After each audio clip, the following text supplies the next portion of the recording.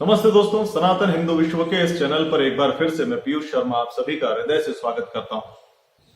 दोस्तों, अभी तक हमने देखा कि किस तरीके से यूरोपियन लोगों ने इतिहास के साथ खिलवाड़ करके भारतीयों के विरुद्ध एक सिद्धांत का निर्माण किया, जिसकी मदद से वे आज तक हिंदू समाज को बांटने की और हिंदुस्तान के विखंडन का प्रयास कर रहे हैं। अभी तक हमने जाना कि उन लोगों ने आर्यवाद के नाम से क्या कहा, संस्कृत भारत की मूल भाषा होने के बाद भी उन्होंने कैसे संस्कृत पर अपना अधिकार जमाने का प्रयास किया और यह जाहिर करने का प्रयास किया कि आर्य उनके पूर्वज थे और उन्होंने आकर के हमें यानी भारतीयों को सभ्यता और संस्कृति सिखाई, और इसको उन्होंने पूरा आर्यवाद का नाम दिया। लेकिन ऐसे कई कई प्रमाण है जो उनकी इस मिथ्या धारणा का खंडन करते हैं। आज से हम उन्हीं की बात करने वाले हैं।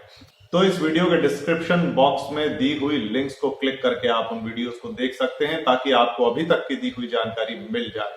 मित्रों, आज से हम बात करने वाले हैं उन प्रमाणों की जो ये सिद्ध करते हैं कि आर्यवाद का ये सिद्धांत पूरी तरीके से झूठा है और ऐसे कोई लोग नहीं थे जो बाहर से आए और हमें सभ्यता सिखाई, बल्कि हमारे ही पूर्वजों ने पूरे विश्व में फैल करके सभ्यता, ज्ञान और संस्कृति का प्रचार, प्रसार और प्रकाश फैलाया था। एक बहुत ही सामान्य सी बात है, यदि कोई सभ्यता एक स्थान से चल करके दूसरे स्थान पर विजय प्राप्त करे और वहां जाकर के अपने ग्रंथ लिखे, तो मित्रों वहां लिखे हुए ग्रंथ में वे अपने मूल स्थान जहां से वो आए हैं उसके बारे में जरूर उल्लेख करेंगे। वो उल्लेख ही नहीं करेंगे वहां की संस्कृति, वहां की सभ्यता, वहां के स्थान, वहां की नदियां, वहां के पहाड़, वहां के देव देवता इत्यादि की महिमा मंडन करेंगे, वहां के बारे में लिखेंगे।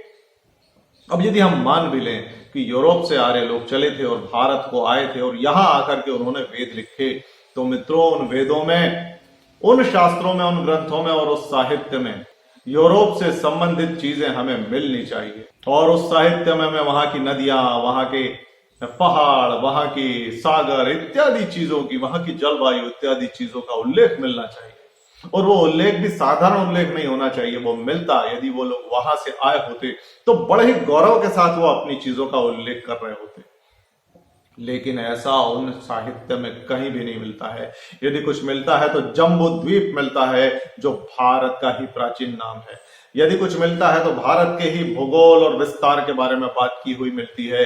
भारत की ही नदियां, भारत के ही पर्वत, भारत की ही धरती, भारत की ही वनस्पति, इसी सब के बारे में मिलता है। और इतना गरिमामय स्वरूप में मिलता है कि वो लोग कहते हैं कि ये एक पुण्य भूमि है।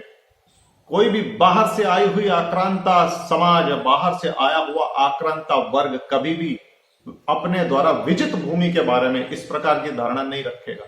कैसे हो सकता है कि एक सभ्यता जो बाहर से आई और उसने यहां आकर के भारत का महिमा मंडन किया, उसने कहा कि हिमालय को पूजो, उसने कहा कि गंगा मां है, उसने यहाँ की सरिताओं को, यहाँ की नदियों को मां कहा, यहाँ के पर्वतों को पूजन करने के लिए कहा।